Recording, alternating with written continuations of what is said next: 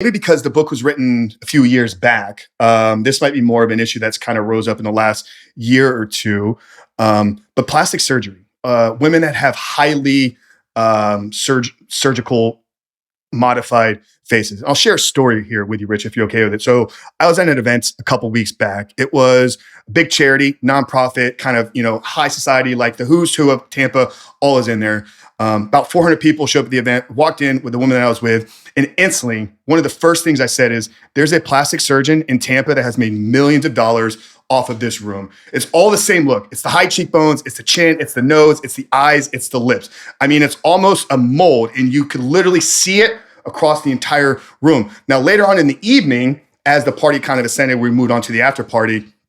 The woman running the event, I'm close friends with her. Her dad was there, comes up to me and the woman I was there with at the event. She goes, it's so refreshing to see a beautiful woman that hasn't had her face modified and hacked up. Just your thoughts, man, around this. Like for me, that's a big, big warning sign. If you can see that there's been a massive amount of work done on her face, because I don't think that ever ends. I think once they go down that hole, it's an endless pursuit. What are your thoughts around plastic surgery in the face? Yeah, I always find that funny because women push back so hard when I tell them that you're a beauty object to a man. Like I run this podcast now, my Unplugged Alpha podcast series called Ladies Night. I've only been doing it for a few months, and they get so bent out of shape that that their value is primarily associated to their looks and their beauty. Oh, why can't I, why is my value just attached to that? Like, why can't you appreciate me for my degrees or my accomplishments in my career and all those things? And I tell them the same thing. There's no guy that's ever looked at your degree and been like, oh yeah, look at the degree on that girl, right? That's not what we're looking at. So to that point, women are beauty objects and they know this. They inherently know this. And anytime they tell themselves it's not true or I should be admired for more than my beauty, why do they spend all this time and money on Botox and lifters and injections and boob jobs and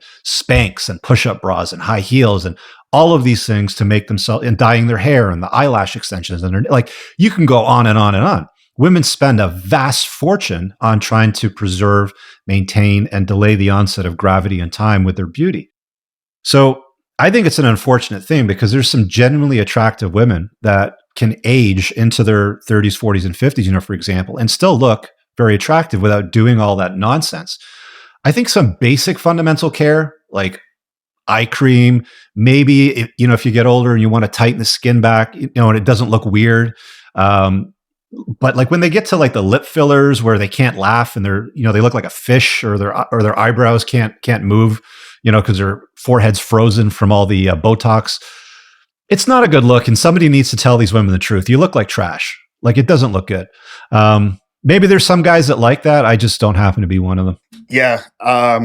Richard, this is something I spend a lot of time on because, my world is kind of engulfed in the pornography addiction space. And when you talk about supernormal stimulus, there's a great study that was done in Stanford with the butterfly ecosystem where they injected these fake butterflies that had bigger wings, brighter color, eyes and whatnot. And the male butterflies stopped going to the female butterflies to mate. They started going to the artificial ones. I see what's happening in society. Maybe this is my skewed perception because I've spent so much time talking with men that are wrapped up in pornography, that what women are doing is a byproduct of men being overly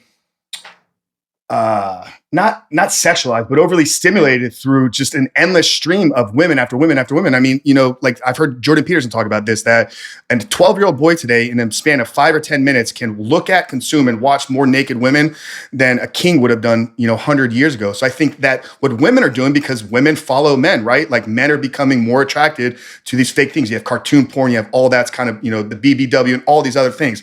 I see this is what's happening because men are weak and we're getting caught up in that. But that's just my perception around these things. But it's not attractive to me at all. And it's once you see it, it's like you can't unsee it. And like I said, I've seen so many women that they'll start with the nose, but then it's the cheeks, and then it's the jaw, and then it's the lips, and then it's the eyes. And it's like, because every time they change something, they're not liking the person that they're seeing back. So it becomes this endless, almost facial body dysmorphia type of life.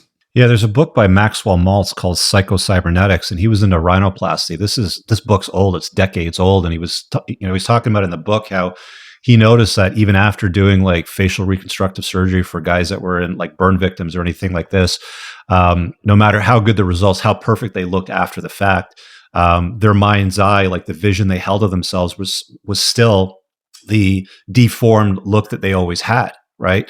So I think that's just one of the flaws, with human thinking. I honestly like. I get why women do it, and I see the industry exists, and there's a lot of push to encourage and endorse that. And I mean, some self care is good. Like I want a woman to look fit and feminine, and I get, look, hey, maybe time and gravity haven't been good, and you want to get a breast augmentation. Fine. I mean, but when it gets to the point where it's like, she walks in the room and her tits enter the room like 3 seconds before the rest of her because they're so big, then it kind of gets exaggerated, right? Like, like take care of yourself, but don't go so far that it looks obnoxious. And I don't know, maybe some women, the way that guys to some degree get addicted to porn and like going down the rabbit hole or whatever that looks like, women might get, addicted to the notion of like facial, surgeries and lifts and Botoxes and injectors and all these sorts of things. And, fine. It's just, I want you to eat. You're just not going to eat at my table.